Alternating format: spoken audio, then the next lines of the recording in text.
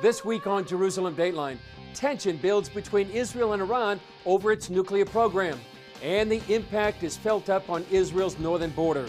Plus, could Saudi Arabia allow a Christian church in the heart of Islam? And written in stone, the evidence for King David. All this and more this week on Jerusalem Dateline. Hello and welcome to this edition of Jerusalem Dateline. I'm Chris Mitchell. New satellite images reveal Israel is dramatically expanding its secretive nuclear facility at the center of its undeclared atomic weapons program. The photos show a construction site about the size of a soccer field next to Israel's nuclear research center.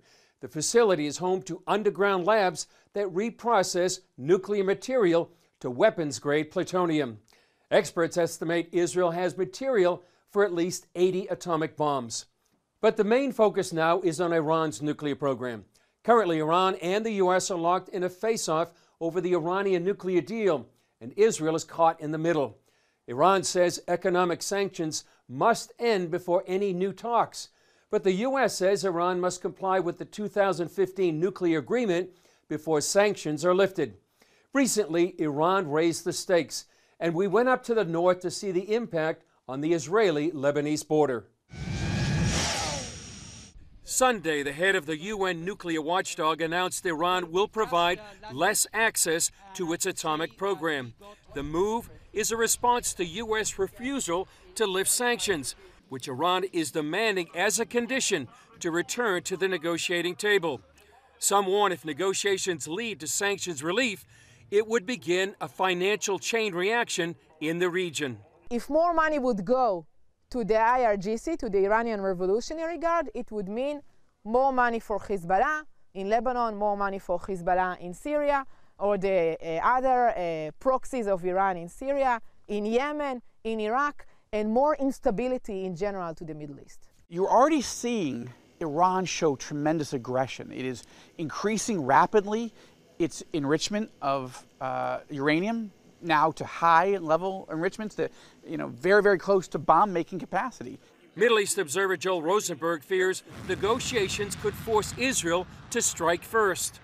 That with Biden trying to get back into the nuclear deal, Israel might decide it has to take preemptive military action against Iran's nuclear facilities. And then what would be Iran's counterpunch? Almost certainly it would be by ordering the Hezbollah military to fire its 150,000 or so missiles and rockets here at Israel, which would be devastating. A war of words has already begun on Israel's northern border. Israel's defense minister Benny Gantz declared Lebanon's ground would tremble if Hezbollah attacked, while Hezbollah chief Hassan Nasrallah boasted his military can hit anywhere in Israel, and that Israel would not see anything like it since the founding of the state. Just days ago, Israel's Air Force launched an exercise that simulated 3,000 strikes on Hezbollah targets within 24 hours. That's a great capability, and it's a message to Hezbollah. We know where you are, and we will get you. Israel's military predicted in 2021 that Hezbollah does not want to enter into a full-scale war. But in 2006, the Second Lebanon War began with a small ambush. So they know anything could happen here on the Israeli-Lebanese border. Here in the north, every small match can fuel a huge explosion. In another hotspot, the U.S. launched airstrikes in Syria near the Iraqi border to strike targets used by Iranian-backed militia groups. The Pentagon said the strikes were in retaliation for a rocket attack in Iraq earlier this month that killed one civilian contractor and wounded a U.S. service member along with other coalition troops. We're confident in the target that we went after. We know what we hit. And we're confident that that target was being used by the same Shia militia that conducted the strikes. Another battle line in the Middle East is the classroom. The United Nations group responsible for overseeing Palestinian refugee education recently stated it had removed violent and anti-Israel content from school text. A new investigation questions that so-called resolution, finding any changes don't go far enough. During 2020, Palestinian children, like many others around the world, couldn't go to school due to COVID-19. During that time, United Nations Relief Works Agency, or UNRWA, produced and provided the students material that went way beyond reading, writing, and arithmetic. We found that it contains various violations of UN values, of UNESCO standards, and of UNRWA's own principles. These were educational materials which were distributed to over 320,000 Palestinian children across the West Bank and Gaza. Marcus Sheff leads a group that monitors peace and cultural tolerance in schools. It examined the material sent to those children, and what they found was not good. The idea that UNRWA, a UN organization, is distributing material which calls on students to defend the motherland with blood, or that glorifies terrorists and directs students to terrorists like Dalal Mughrabi, who is in their materials a role model for young girls, somebody who murdered 38 people, including 13 children, on a civilian bus. This Impact Group report from January lays out examples found throughout the curriculum. In mathematics, students are asked to write the number of martyrs in the First Intifada. A language studies question asks students to find the preposition in a sentence like, "Jihad is one of the doors to paradise." And in social studies, where Zionist policy is blamed for exhausting Palestinian natural resources. It was written by UNRWA's teachers. Now, UNRWA's teachers are supposed to be trained in UN values of peace and tolerance. Following the January Impact Report, UNRWA admitted to the problem and assured governments it had been addressed. A follow-up study by the Impact team, however, shows that was not the case. Within these materials, we also found hateful material which young people anywhere should not be studying, and certainly not being taught by a UN organization. So, I think what we see here is that, UNRWA is absolutely part of the problem in relation to the incitement of young people in the region. In one social studies exercise, 6th graders are shown a map of the British Mandate called Palestine that does not include any Israel reference, and told Palestine is the geographical area which extends from the Mediterranean Sea in the west to the River Jordan in the east, and from Lebanon and Syria in the north to the Gulf of Aqaba and Egypt in the south. Its location gave it strategic importance, making it coveted by invaders and colonial powers. And there's another problem. And that is, if you've distributed print materials to 320,000 children, then you found that you had been distributing hateful material. How exactly did UNRWA get those materials back? We have no answer to that. Former President Trump cut funding to UNRWA because of this kind of incitement in Palestinian schools. President Biden has pledged to resume humanitarian aid to the Palestinians. Sheff maintains the world should expect transparency from any United Nations body, and until UNRWA can prove otherwise, it should be understood the organization teaches hate. Up next, Jewish rabbis in the Gulf states prepare for an influx of Jews from around the world.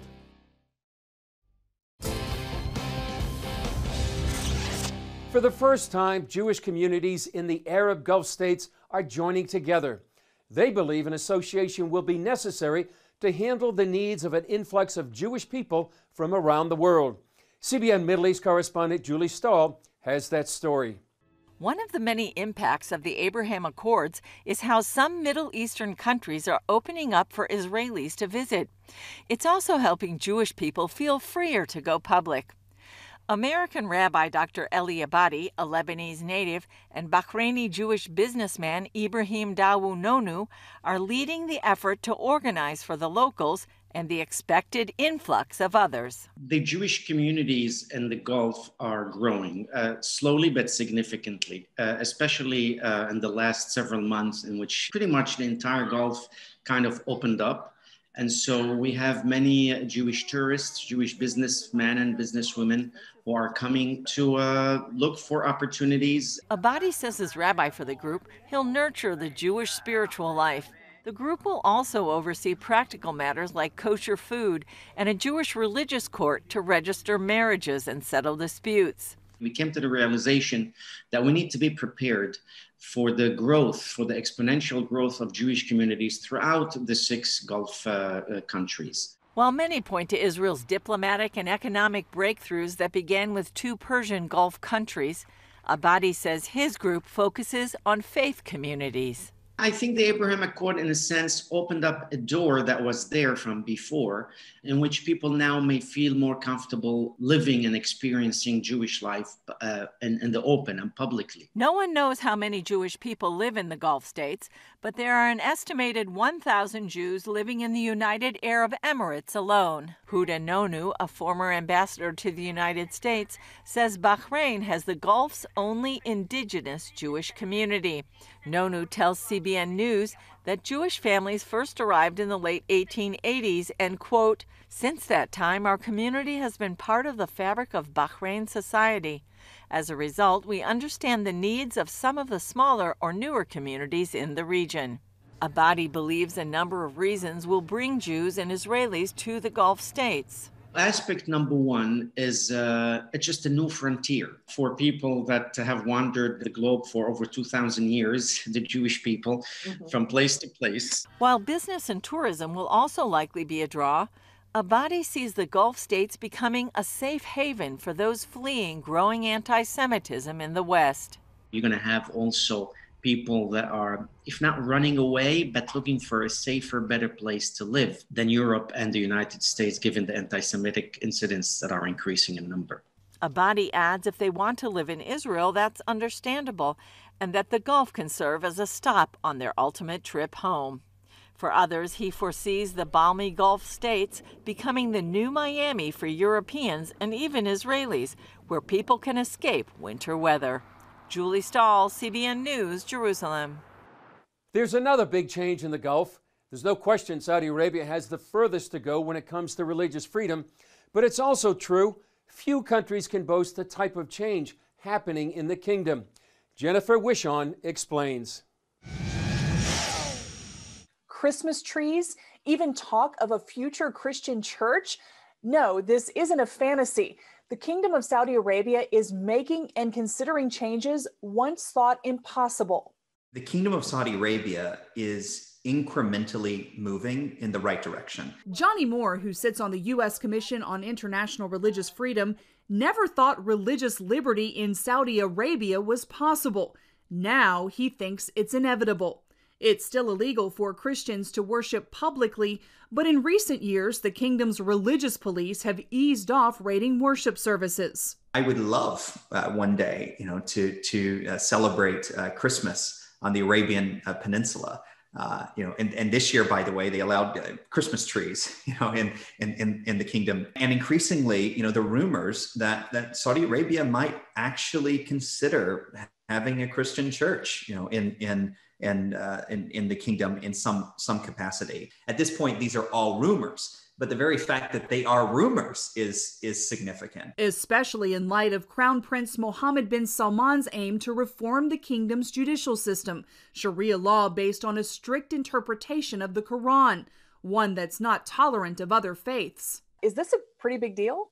For the Crown Prince of Saudi Arabia to say, no, we're going to have laws like the rest of the world, and we're going to put those laws down on paper. I mean, this is an astonishing reform. Watchdog groups also point to improvements in the kingdom's school textbooks, removing some hateful references to Jews, Christians, and others. Increasingly, we're seeing strong leadership throughout the Arab world that is pushing back on extremism and saying it's not enough to stop the extremist.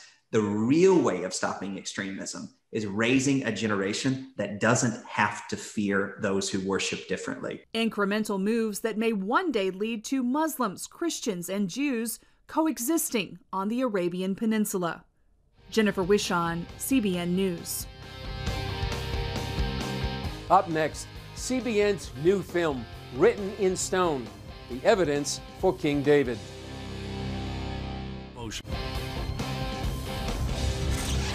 For those who believe the Bible, King David was the ruler of ancient Israel. But for a long time, skeptics said there was no proof he existed. Now CBN's new documentary, Written in Stone, House of David, examines how archaeologists are finding more and more evidence of that biblical kingdom.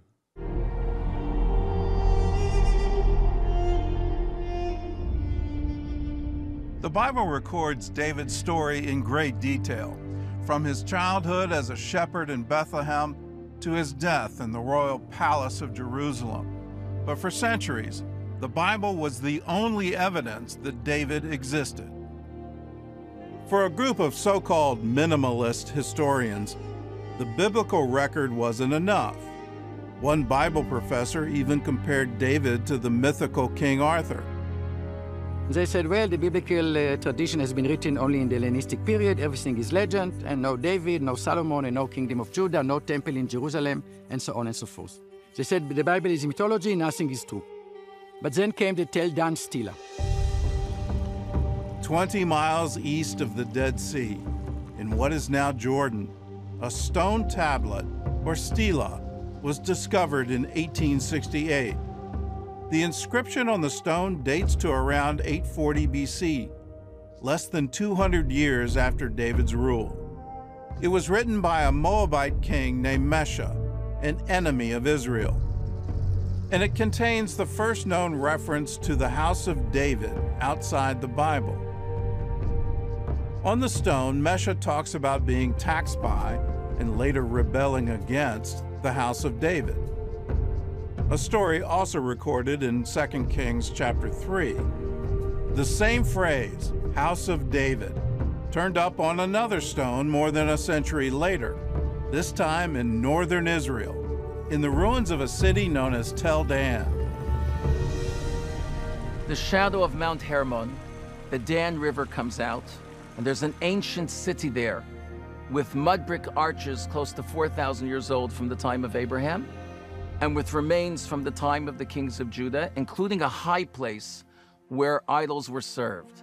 That's an event mentioned in the Bible. In 1993, Israeli archaeologists found an inscription near the remains of the city gates. Written in the 9th century BC, the Tel Dan stela is believed to be the earliest non-biblical mention of David. The king who writes that down is Hazael, and he actually brags. He's bragging to his friends all around, I have succeeded Jehoram, the Jewish king from the house of David. In order for him to succeed over a Jewish king from the house of David, there needs to be a fight with a house of David. And we know Jehoram because Jehoram actually exists in the house of David from the 9th century BCE. This still is amazing because it's something like 80 years after King David has passed away. So there is already a dynasty, and you find it in Israel. The significance is that he has been recognized by another king who actually talks about fighting with him. It was such a dramatic event that it's recorded in the stela and also in the Bible. The stele coming from Tel Dan was a big wow, and it actually proved for the first time the existence of the dynasty of King David, which was back then a challenge. So you cannot claim anymore that King David is a mythological figure. In this moment, the mythological paradigm collapsed. A few years later came the low chronology paradigm. This guy said, okay, there was David, but he was only a Bedouin sheikh living in a tent. And in his period, there were no fortified cities, no administration, no writing, no central authority. And then came Khirbet Kayafa excavation.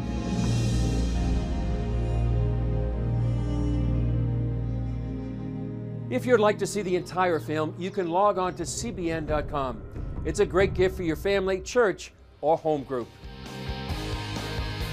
Up next, despite COVID-19 restrictions, the Jewish people continue the celebration of Purim. Purim is usually a festive holiday celebrating the Jewish people's victory over a wicked power broker who wanted to annihilate them, as told in the book of Esther. But now, just 3 weeks after the third lockdown ended, the Israeli government slapped a nighttime curfew on its citizens for the Purim holiday weekend in an attempt to prevent the spread of COVID-19. Before the curfew, you could see people in masks and costumes, but Purim has been celebrated by the Jewish people for thousands of years. We thought it would be good to take a look at how Purim is usually celebrated in a non-COVID year.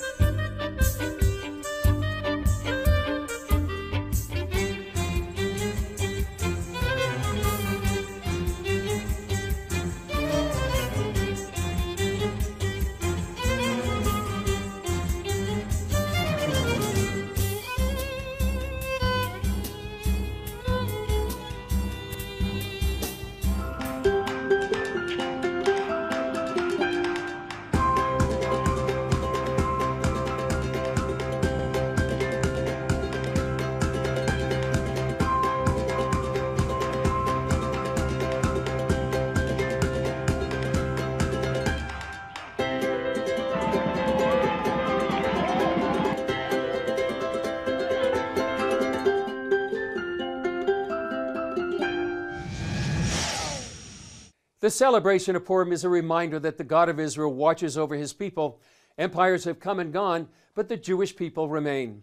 Well, that's all for this edition of Jerusalem Dateline. Thanks for joining us. Remember, you can follow us on Facebook, Twitter, Instagram, and YouTube. And you can also access CBN content through our CBN News and other CBN apps. And don't forget to sign up for our email blasts so you can continue to receive all of our exciting CBN content. I'm Chris Mitchell. We'll see you next time on Jerusalem Dateline.